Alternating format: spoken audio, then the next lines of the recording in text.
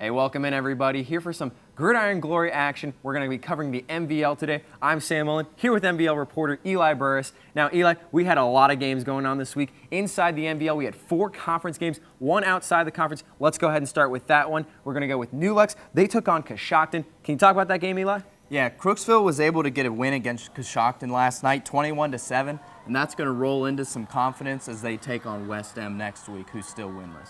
That's true, and let's go into that West M game. Now, they took on Tri-Valley, and Tri-Valley dominated this game. They were into their backups early in the second quarter. Can you talk a little bit about that? Right, they rolled 68-7 against West Muskingum last night, and putting in those backups early, that's going to give them some confidence too, but overall as a team, they're going to take on a tough John Glenn team next week, and they're going to need all the confidence they can get. Absolutely, and John Glenn, they took on Morgan last night, 58-0. Now, Blake Atkins, he played like the man we know he is. That's right. Blake Atkins is one of our Player of the Year candidates, and he played like one last night. He only touched the ball 11 times, but 4 of those touches went for touchdowns, and he also tacked on 105 yards as well. All right, now let's go into the Philo-Crooksville game. These two are sitting right now, coming into this week, in the middle of the standings there. Philo at 4-1, Crooksville at 3-2. Those are their overall rankings, 4-5 in the conference. Now, Philo, they took on this one, no problem. 33-7 was the final. Talk a little bit about that. That's right. Right now, as we're sitting, Philo is a playoff team, and their win against Crooksville is only going to get them in a better position to make the playoffs, and they're going to take on Sheridan next week. So look for that to be a good game. It's going to be a great game. Now, Sheridan, Maysville, this was the game to watch this week. Both undefeated coming into this game in the conference. And Sheridan, they took this one 31-17. Big surprise upset. It was a lot of fun to watch this one. Right. Lots of people had written off Sheridan already. They thought they were going to have a second half collapse, much like they did last season.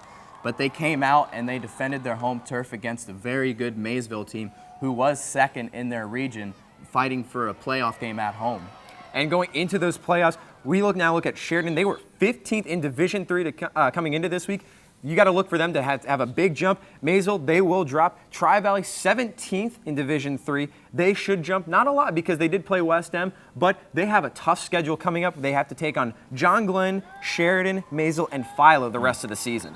That's right, and those games can be very winnable for Tri-Valley. I mean, they've won 22 straight MVL games, so we're looking to see who's going to be the first team to stop them in the MVL. And you look at the other side, West Muskingum, they are at 22 losses since Tri-Valley's last MVL loss. 2 teams going in very different directions. True. But West Muskingum, they have some non-conference games that they can play.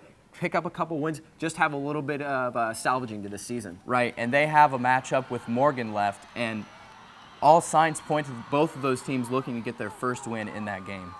We move into the new standings. Now, Tri-Valley and Sheridan, they sit at the top of the conference, both 4-0 inside the conference, and then you get Maysville and Philo. Both only have 1 loss in the conference, but Maysville has an extra win at 4-1 compared to Philo's 3-1.